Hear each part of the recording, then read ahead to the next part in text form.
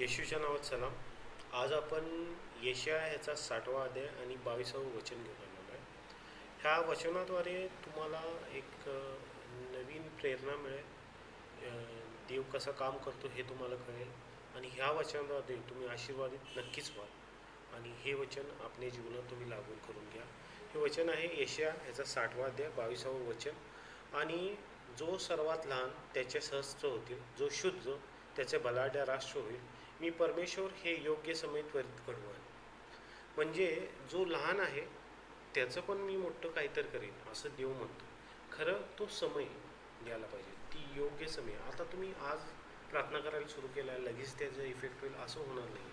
तुम्ही देवाकडे गेलं पाहिजे, देव तुमच्याकडे आला पाहिजे, तो योग्य समय आला पाहिजे, ते सगळ्या घडून गोष्टी आल्या पाहिजे. तुम्ही जर बघितला तर अब्राहमाला त्याचे जे वंशज होते 400 वर्षानंतरचं देवाने भविष्य दिलं होतं. तो समय होता, योग्य समय होता.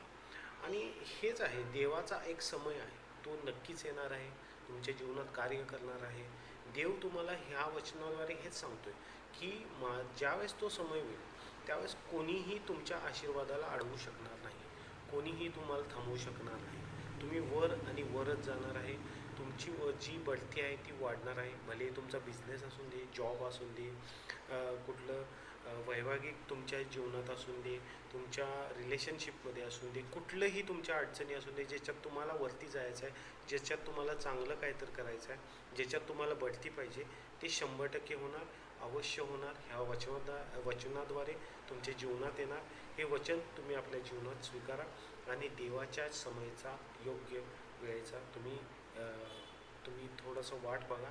खरं तोपर्यंत तुम्ही प्रार्थना करा, बायबल वाचा, उपवास करा आणि तुम्हाला ती ताकद देण्यासाठी देवाकडे प्रार्थना करा. येशूच्या नावात आमेन.